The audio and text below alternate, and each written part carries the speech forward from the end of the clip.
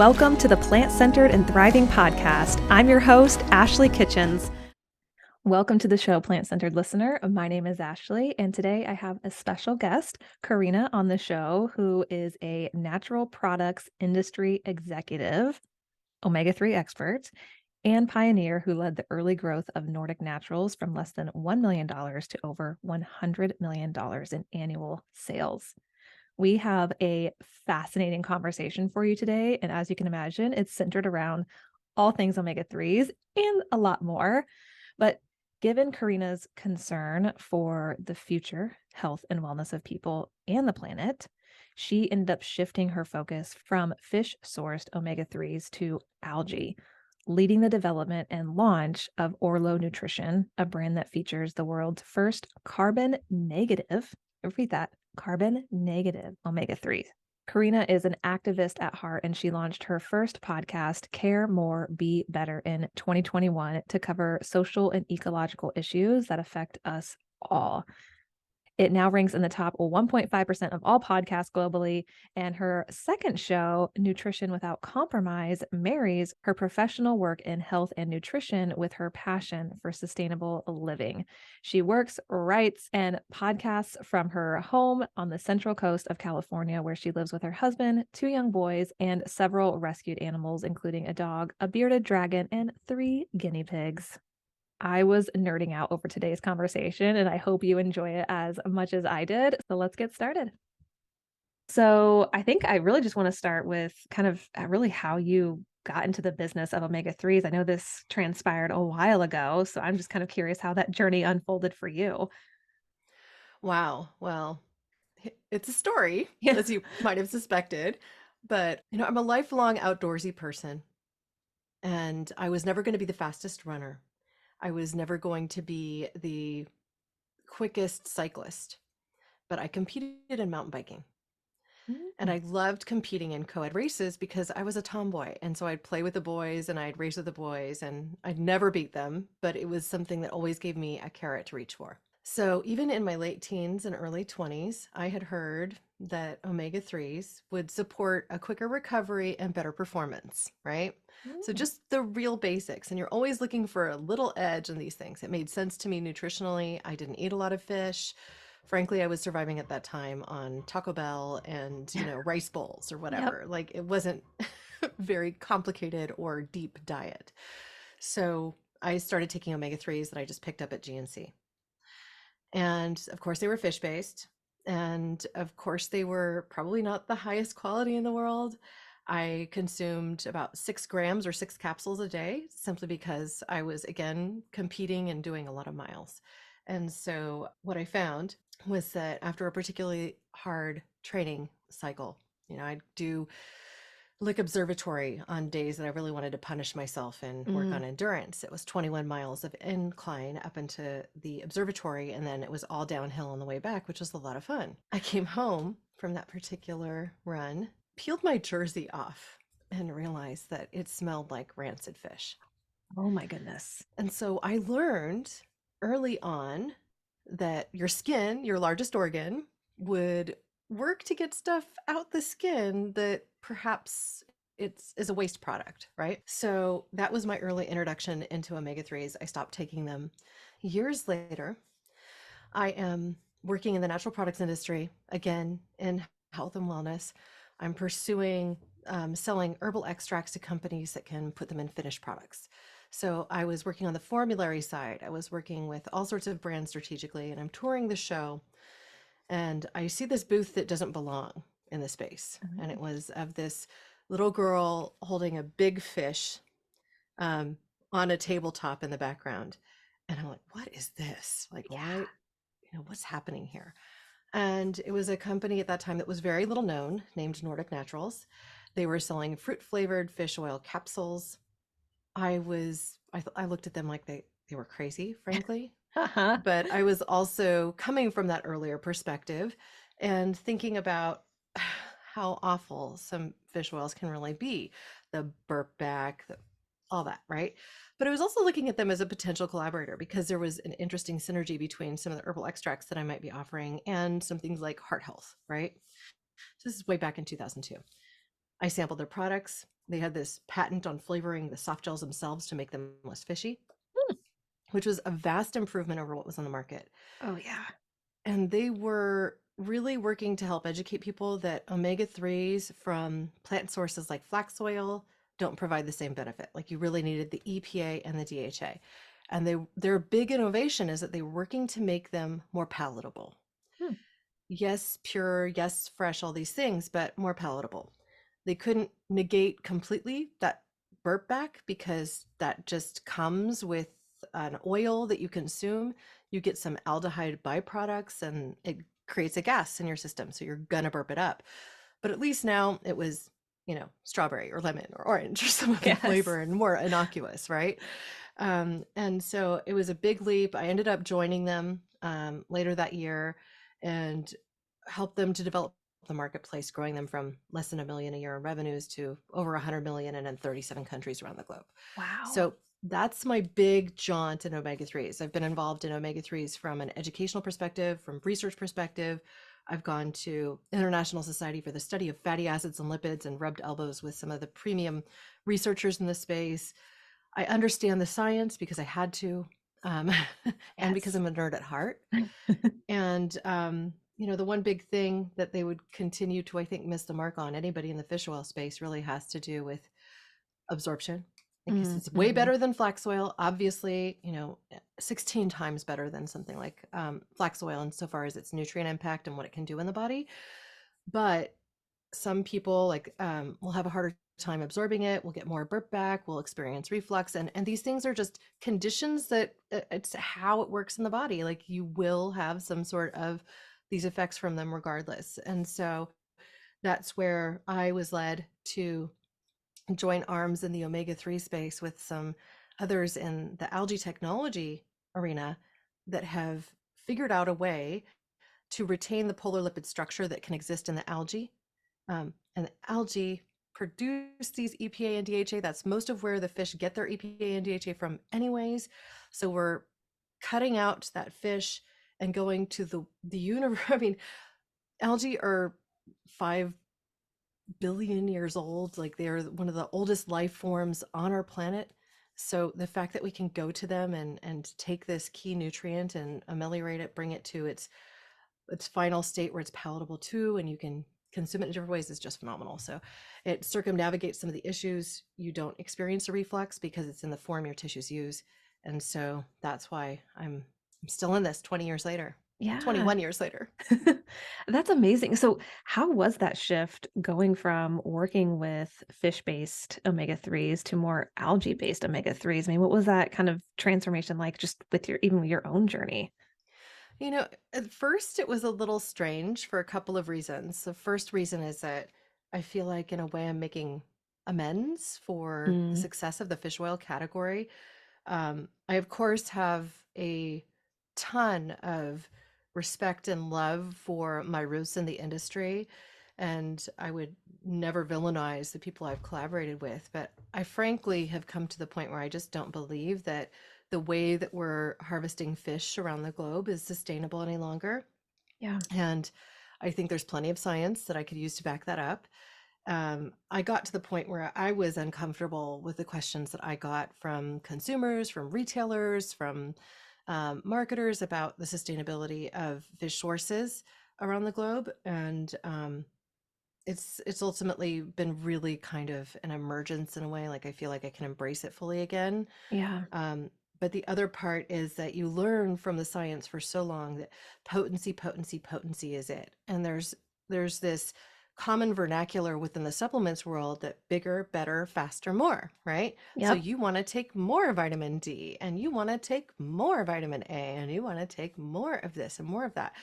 And the reality is, what we really need to get to is a proper balance, right? And proper balance isn't achieved magically by swallowing a pill.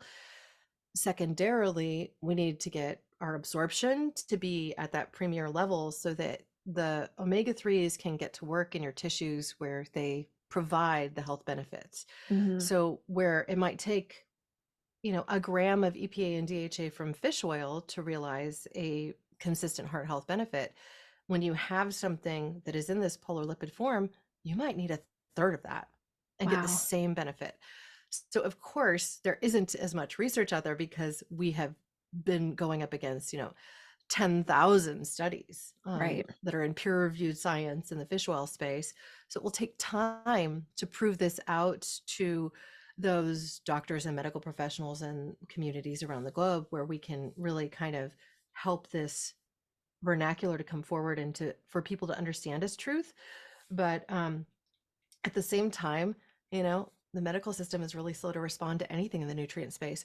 So most doctors still don't know what they're recommending when they say take a gram of omega-3. They think they're saying take one pill, Right. right? They don't even get it. Yeah. So Yep. that's the uphill battle, and that will continue for anybody in the nutrient space. Yes, absolutely. I mean, I have clients come to me that tell me, well, their doctor recommended fish oil. And when they ask, well, why fish oil? Well, it's like you need it for the EPA and DHA. Okay, well, can I not get that from algae? It's like, oh, well, yeah, I guess you can. You can take an algae-based supplement. Well, this is the penance for the success, right? Like for a long time, when people said omega-3, they meant flax oil. Now, when they say omega-3, they generally mean fish oil, but what they Yep. really mean is EPA and DHA. So Hmm. that's where I would point people to this wonderful, it's actually a trade organization called the Global Organization for EPA and DHA. Don't leave it to researchers to name things. It is like one of the worst. ISFAL, International Society for the Study of Fatty Acids and Lipids. Okay, Yep. GOED, Global Organization for EPA and DHA. They have a website called GOED Omega 3.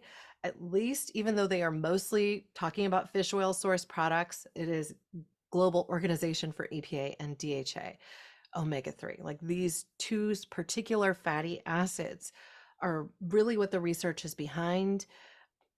EPA and DHA work in all the tissues in your body. They're involved Mm, in the 37 trillion cells that you have. And so if you don't consume them on a daily basis, you're making your cells from the other junk in your system. And I say junk because usually when we're not consuming enough of these, we are replacing it with garbage. hmm. And I mean, we could have a deep conversation about that. Yes, we could. We could talk about that for a long time. And I think just so the listener is aware too, our bodies cannot make some of these fatty acids. Is that correct? And No, that's they why, I can't make mean, omega 3s or omega 6s. okay. But the problem isn't omega 6s. This is why these two particular fats are called essential fatty acids, because they're like vitamins. We need vitamins because we can't produce them in their body. We need to consume vitamin C or we can end up with scurvy. We need to consume vitamin D or we end up with rickets. We need to consume omega 3, EPA, and DHA because if we don't, the synapses in our brain won't fire as well. And that also impacts our nervous system and our digestive system. Our cardiovascular health will decline. We'll be more likely to adhere plaque to our arteries. I Mm, mean, there's science to this. It's almost like EPA casts a slippery net over our entire cardiovascular system so things don't clog up as easily. Think of it like a lubricant if you want to, and yeah. almost it is. It's like a non-sticky lubricant. Hmm. Um, if you, however, are consuming plenty of omega-6, which most people are, omega-6s are coming from the seed oils in our diet that could be, and these, again, essential fatty acids, but we consume so much of them that we fall out of balance. And we need to have a closer balance to one of omega-3s to omega-6s. The only way to achieve that in a modern diet, the only way to achieve that is to stop consuming fried foods, stop consuming processed foods, and start consuming more omega-3 plant source foods as well as supplement, because the cards are stacked against us. We've literally removed the present omega-3s from our seed oils because it improves their shelf stability. So canola oil would even have some omega-3 in it, but we don't want to have it in there because it makes the product have a quicker expiry, so it won't last at the shelf. So we're going to go ahead and refine it out. Oh, let's do the same thing with our corn oil. We'll do the same thing with all of these different plant sources that would have a closer balance of 1 to 1. And then these are what get used in producing foods that we consume that are offered on a shelf, in a box, in a bag, or whatever. So I mean, there's a reason that all these nutritionists, all dietitians say whole foods, plant-based, walk away from the box, make your own food from scratch, consume fish. They'll say consume fish even to vegetarians, They'll Yep. say, well, you should consider being a pegan. Like this is Dr. Mark Hyman's new word in Yep. his new book, right? Be a pegan, eat fish and vegetables, because it's hard to get that Yeah. balance without supplementation. And then it's hard to convince people that they need a supplement every single day of their lives in order to get at that balance. The reality is that's where we are. Yeah. And that's where we are because our food systems. So, where you might need to consume a vitamin D every day, and not talking a lot, maybe 1,000 IU, and you might need to consume an omega-3 every day, not talking a lot, maybe 250 to 350 milligrams of EPA and DHA every day. Just do it. Okay. You get that with Orlo, that's in the polar lipid form, and it's going to be absorbed into your tissues. You won't have a burp. I mean, all of these good things. And then you might want to also consider where else you have insufficiencies in your diet. Like, be real, Mm. be honest with yourself. Yeah. Are you consuming enough vegetables? Do you need to just take a really nice whole foods style vitamin that you take, that's a multivitamin that covers some of the bases every day? Most people probably. And then you will set yourself up for longer term health, and won't run into a lot of these early aging conditions that now people in their later 20s and early 30s are complaining of. Yeah. Well, and I know similar to what you're talking about, I know there are a lot of plant-based doctors who are advocating for people who, and this is more because they are plant-based doctors, but people who are vegetarian, vegan, or who eat a predominantly plant-based diet, that they do supplement with omega-3s because they're finding that, and this really is for everybody, but I'm specifically more knowledgeable in plant-based eaters. They're finding that the omega-3 index is a little bit lower than what it needs to be when they're getting their labs done, and that can be a really beneficial thing to supplement with. Right. I mean, this is something I discussed deeply with Dr. Joel Furman, who is a self proclaimed nutritarian, but I interviewed him on the Nutrition Without Compromise podcast that I host on behalf of Orlo. And I have to say, it was one of my favorite conversations with somebody that works in this space to date. I feel like he gets it better than most. But the thing that he did is he actually stood and did a trial, or did a blood spot test, of vegetarians, as well as non vegetarians, to see who was deficient specifically in omega 3. And he found that 75% were flat deficient, and the rest, like a good 95% of people, were in the insufficient and concerning category. Wow. So, if you're talking to basically any vegetarian out there, if they are not consuming an additional supplement that contains EPA and DHA, and you can do it from vegetarian sources, you're not getting enough. Yeah. Yep. And so it's a little astonishing, because you think, okay, well, you've already addressed so many things in your diet. How could this thing be standing out? The other major one that is continually noticed is vitamin B12. Mhm. So there's some things that we're working to do at Vaxa Technologies, which is the parent company of Orlo, to help bridge that gap. And it would turn out that the spirulina we're growing, it actually produces vitamin B12 in the methylcobalaminated form, which is the most bioavailable. And it also has a protein structure and its amino acid profiles that are similar to that of beef. So theoretically, we can replace the nutrient power of beef using 99% less water and land resources, creating something that sequesters carbon, because we have to use CO2 to grow the algae itself. It's photosynthetically grown, and also that can produce other micronutrients that are health promoting. So, we're really in this sci-fi future now. We need to be thinking about how we're producing our food, creating regenerative solutions that can both Mm. feed humanity and support the climate.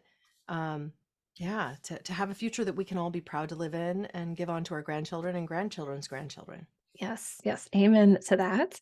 And I know you've touched on sustainability a couple times, and I'm curious, with Orlo or with algae-based fish oil or with algae-based supplementation, omega-3 supplementation, how, just in your experience, how have you found that to be more sustainably sourced or sustainably grown than maybe like a fish oil-based capsule?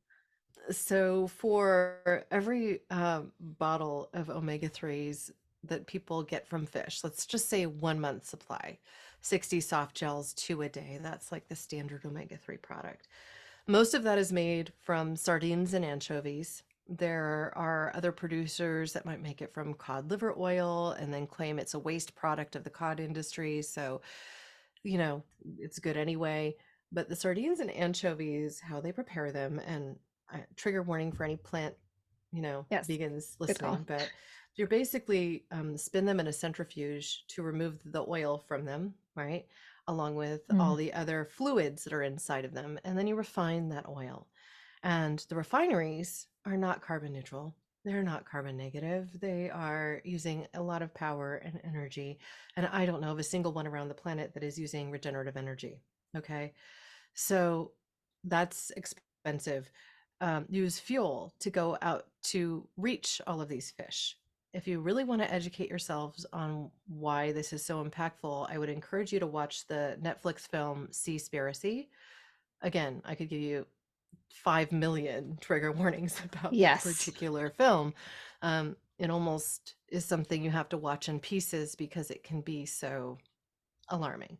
Yeah. But what we do see is that local fishermen who lived in these small villages around the globe can no longer go out in their little tugboats or rowboats or canoes or whatever they were using to get to the fish. They'd have to go further and further out to sea because large multinational corporations are coming in and harvesting, using a lot of energy to get the fish, a lot of energy to process the fish, and as much as like 110 different small little pelagic fish are in a single bottle of that supplement, a single 1 month Wow. supply. So I know we're already talking to a plant-based universe here, so you're probably making the move away, but this is the reason it's not sustainable. The other side of the equation just has to do with global warming. And some may still say that this is controversial, but I think we're probably speaking to people who have accepted at this point that climate change is something that is occurring and may have a human impact as well. But back when I was leading the charge at Nordic Naturals, I took them on a field trip to the Monterey Bay Aquarium Research Institute because they're Central California based. The Monterey Bay Aquarium Research Institute sends vessels out that go to the deep sea from the Mariana Trench, which is just off the Oh. coast of Carmel. So it's waters that are 2 miles deep, really close to the coast. So it's easy to get there. And then they can take rovers underwater. We got to drive the rovers around the pool and Oh. get on the research vessel and Yeah. geek out with all the scientists. It was really an incredible day. But I'm going to paint the picture for you because it was just a moment, right? And a Mm. moment that probably led to me eventually leaving the fish oil industry too. It's like part of the story. Um, we're in this beautiful building on the coast of the Monterey Bay. They're in Moss Landing. They have these giant bay windows and this octagonal room that is their screening room. And so you can look out into the ocean.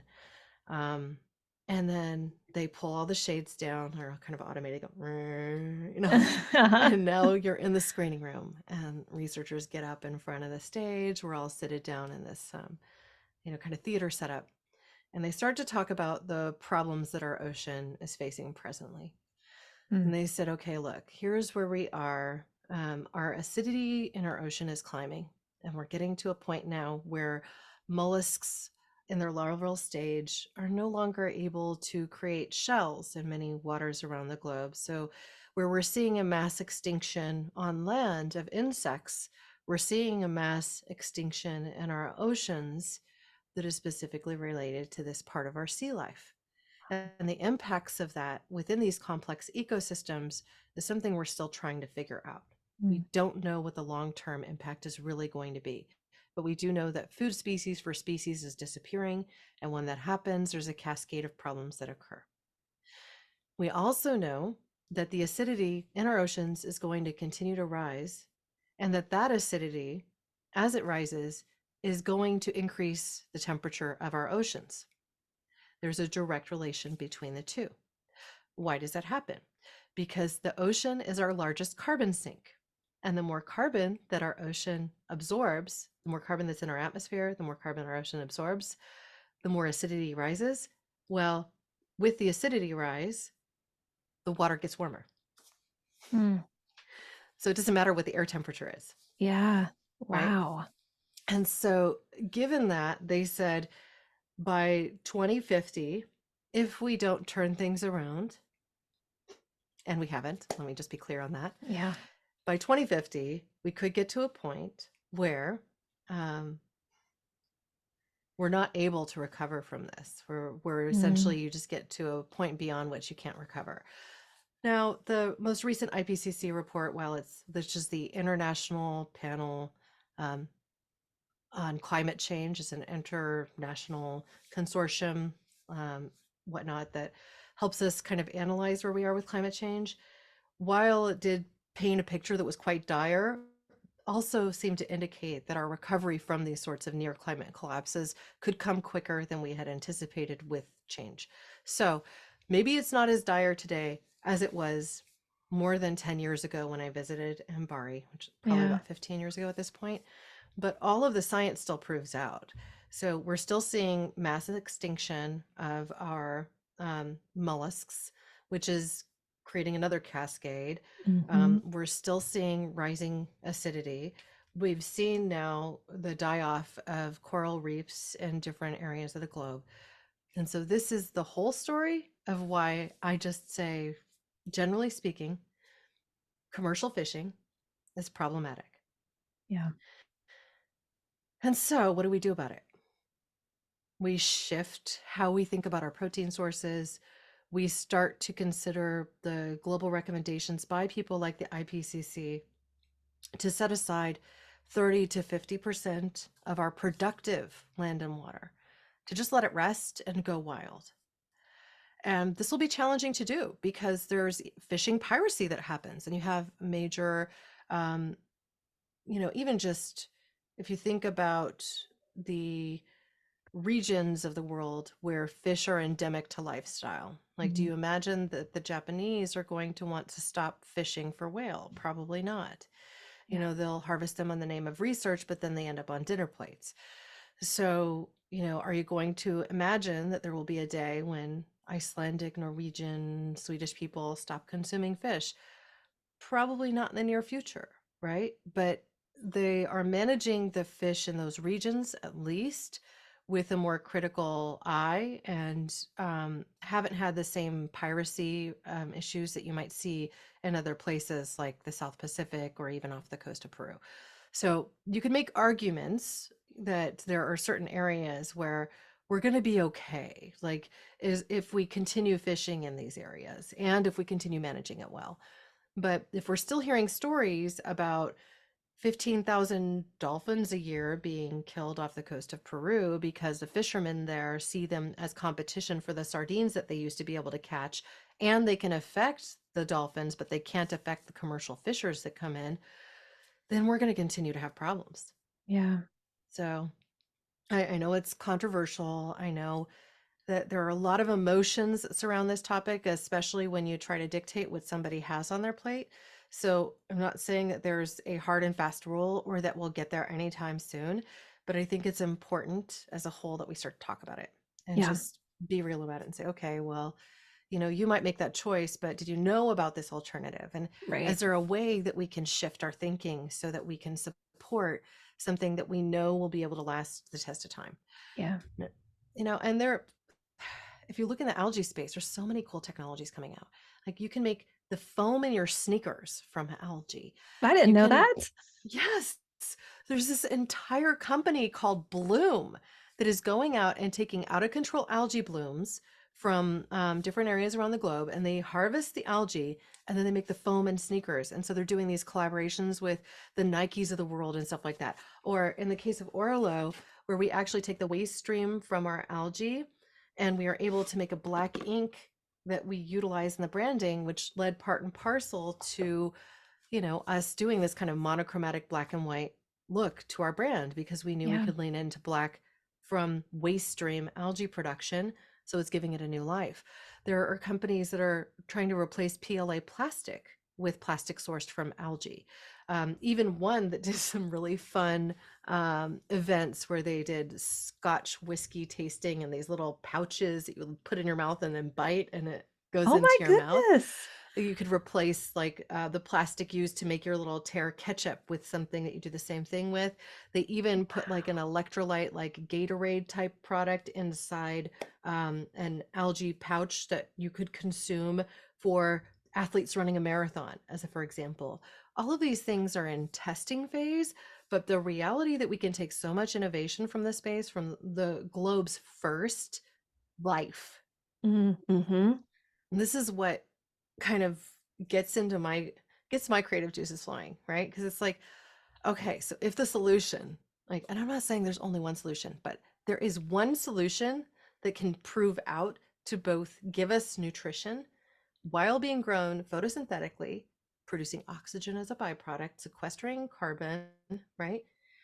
Giving us the vital human nutrition we need, especially covering some of these nutrition gaps that most people experience, like vitamin B12, omega-3, EPA, and DHA, amino acids comparable to that grown in beef. I mean, wow, right? Yeah. And that being said, most of what is grown in open ponds or is grown by fermentation. And so when you grow in open ponds, you have to deal with environmental pollutants that are going to be there, right? Infiltration of other algae strains, bugs and pests and amoebas and that like to eat the algae that you're growing. So now you're in the world of farming. You run into all the same issues that you might see there. Infiltration of things like heavy metals that come with the rainwater. So what we've done at Orlo is we're taking that inside, working with geothermal energy, growing in controlled conditions where we can have a 24/7 growth cycle, give the algae exactly what it needs and nothing that it doesn't. And it's super productive. It doubles its weight every 2 days. So that's an exponential Wow. growth rate. And if you're able to then duplicate that in a larger facility or in another spot that also uses green energy, that maybe uses wastewater or brackish water that would not be usable in another way, because the algae strain that we're growing for our omega-3s has to have salt water, right? Yeah. So Huh. yeah. Can you paint us a picture of like what this looks like? Maybe Orlo specifically, like how the algae is grown and harvested? Because I'm kind of like picturing like a greenhouse with a pond, but I don't know if that's accurate.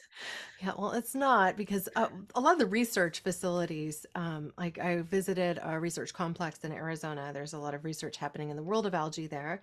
And they did have things like small ponds and greenhouses. The greenhouses would protect from rain, right? But could still expose to light. And then they could do some things to control the conditions a little bit more to, again, augment how the algae grows, what it produces. But that's more research scale, right?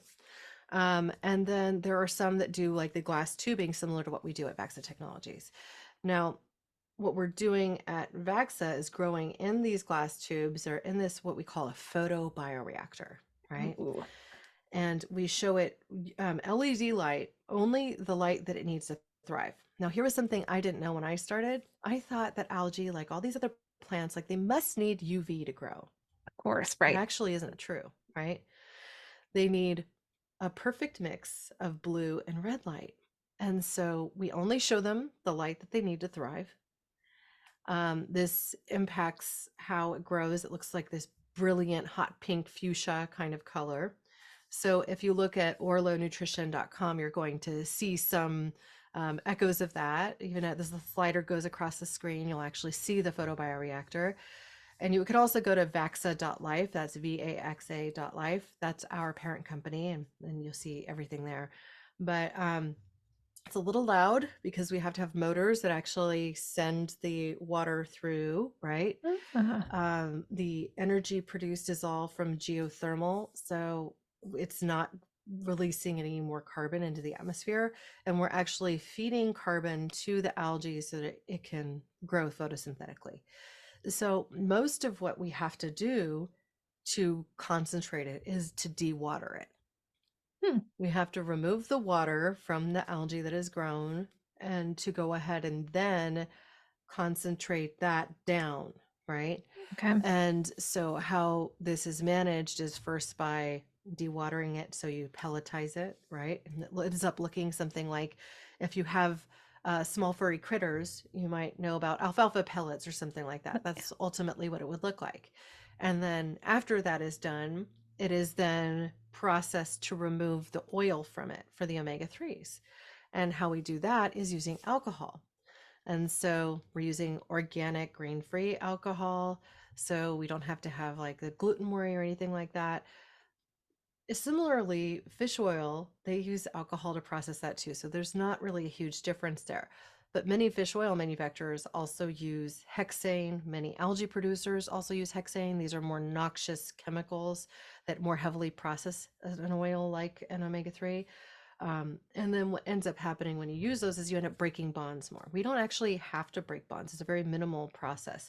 And then the alcohol is evaporated off. What we're left with is the oil, and the oil contains um, chlorophyll. It's actually very, very dark green. So green it's almost black.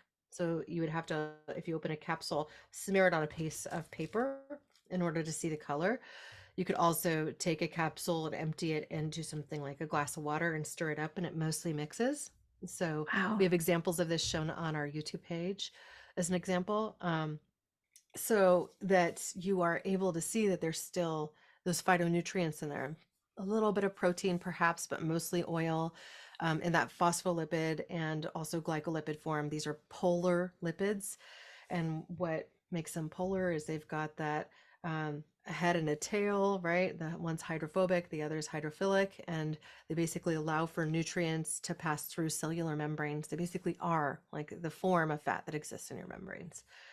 And so it mixes into water as opposed to oil just kind of sitting on top. Hmm, that is fascinating. Yeah. And I mean, there were a lot of things that drew me to Orlo, like when we were talking, and we talked offline a couple days ago. But what kind of sets Orlo apart from maybe other supplement companies, even algae-based supplement companies? I know there's a couple things that you've highlighted to me that I was like, oh, wow, I didn't even think about that. Yeah. Well, the number one is the form. It's in the polar lipid form. And this means that it's more bioavailable. It gets right into your cells where it can do the most work. But the other side of that is really the sustainability measures that are in effect. And so, if you are comparing to other algae oils on the market, most of them are grown by fermentation. And fermentation is not a bad thing, but it's using more of today's energy, right? And so that means that you have to feed sugar to them because that's how fermentation occurs. So, where did the sugar first come from, right? It could have been beet sugar, it could have been sugarcane sugar, it could have been something else, but you're essentially using energy that could have been used for something else to grow. And so it becomes a carbon positive. I mean, I don't even really like speaking that term. It's just, it's not sequestering carbon as its sole kind of avenue at that point. Um, and those oils are generally speaking in the triglyceride form. So they're very comparable to fish oil. In fact, there's very little difference between a DHA fish oil and a DHA algae oil. They can both smell fishy when they start to go rancid. They both have this kind of clear-ish, slightly yellow tone to them. Chemically, they're identical because they're DHA, which is 20 carbons long with its double bonds starting at that third molecule. So that's what makes it an omega-3 as opposed to omega-6. Omega-6s have the double bond start at the sixth molecule. So ultimately, what you're seeing is something that's liquid and compares to fish oil versus something that's in this kind of in between state as a polar lipid, which is a little more viscous and which integrates into water, which means it's more likely to be absorbed very easily. And it was interesting. I was reading this study recently where it was saying that about 16% of people are willing to make choices based off the environmental impact of what that's going to have. And I think and it was talking about food specifically, but I feel like that also applies to things like supplements where people are thinking more about, okay, well, what is the environmental impact of me taking this from how it's produced to how it's packaged to how it's given to me? And that was one thing that I definitely appreciated about Did Orlo. you say it was only 16%? It was. Yeah. That sounds about right. And I've Yes, I know. honestly, I've seen numbers that are much higher, Yeah. but what I will say is that it doesn't necessarily always prove out when it comes to people checking out because, their pocketbook is still their pocketbook, and people are still, in many cases, frugally minded and not so abundance mindset oriented. So you think about, gosh, well, this other one is $15. I'm going to take Yeah. that. But I want to comment on this because I think many people would just assume that taking a product like those produced by Orlo would be much more expensive. And the reality is that it isn't. I mean, if you're comparing milligrams to milligrams, it's going to be more, but you're getting more absorption out of it. So you really needed to take that fish oil price and triple it, and then you're in the same realm, right? So, I mean, not to say ours is even 3 times more than a quality product. It is not. Like a higher potency fish oils, it's like more on par. You people can get it for less than $1 a day if they're subscribing, which is, I think, a bargain considering the benefits you get. But there are also many companies that just put a plastic bottle on a shelf in an Amazon warehouse, and that is not something we're doing. So we've taken a more mindful approach when it comes to the production of our products.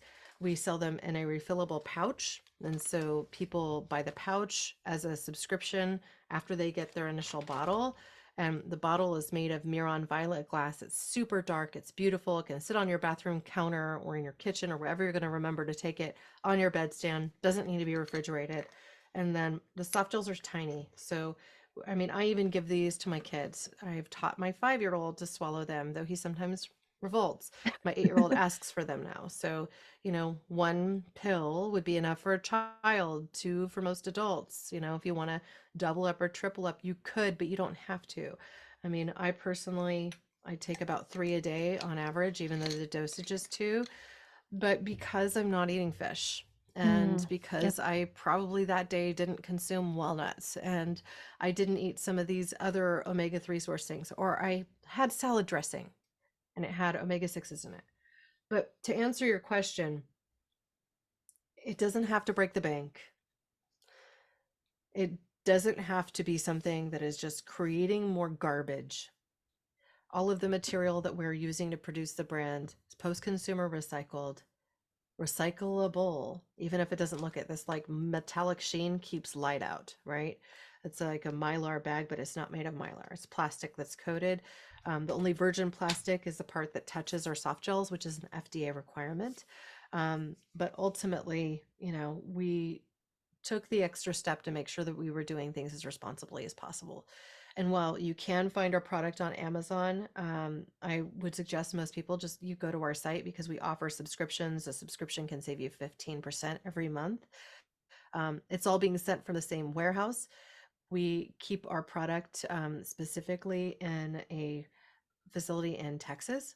And I chose it Texas because it's central to the United States, so you can get most places via ground shipping in 3 to 5 days. When you use Shop Pay at checkout, carbon footprint is erased for the shipping of it as well.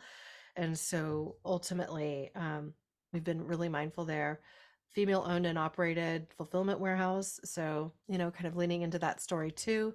I mean, even the design team that we worked with to create the brand, they're out of San Francisco area, all female, and really kind of leaning into this new era that I think we should all work to support, in which, women can also be at those top positions, and where we can create brands that are mindful of all resources and that are built regeneratively with the end in mind, with a cradle to cradle perspective, thinking about the next life that something can live as, like right down to the ink in our boxes. Yeah. Yep. Absolutely. And how perfect because we're recording this the beginning of March, which is like the Oh, beginning of Women's Month. So, right. yes, yes, I think that's a really just a unique piece to everything that you're doing as well. So, well, if people are interested, we're going to we've included as many links as possible in the show notes so that you can easily find Orlo and check them out. But where is the best place for them to check out Orlo, and also if they want to maybe get in touch with you or follow you, what's the best place for them to do that? Yeah, well, our website is the best repository. It's just orlonutrition.com. That's ORLO Nutrition. We're also at Orlo Nutrition on all social platforms. So whether you're on TikTok or Instagram, I think Instagram we have the strongest following thus far. So join us there on the journey. And then also, I would say, from a personal perspective, I play on TikTok a little bit. I play on Instagram a little bit. I'm on LinkedIn a little bit. It's pretty easy to find me because to date, I think I'm the only Corinna Bellizzi, so it's not like I have a name like, I don't know, Sarah Peters or something. You can Yep. find me on all these platforms, and I tend to be at Corinna Bellizzi with lots of double letters, but if you guess and spell something, you'd probably find it too. Well, Karina, I appreciate your expertise and I appreciate you coming on the show and just sharing everything about just your own personal journey and then also about Orlo as well. So thank you very much. Well, it's my absolute honor. This has been a lot of fun. Thank you, Ashley. Yeah, thank you. And thank you so much for tuning in today. We will catch you on the next episode. If today's episode inspired you to try Örlö's omega-3, Corinna gave us an exclusive discount that you can use at checkout. You can use Ashley, ASHLEY, for 12% off your order. Until next time, keep thriving.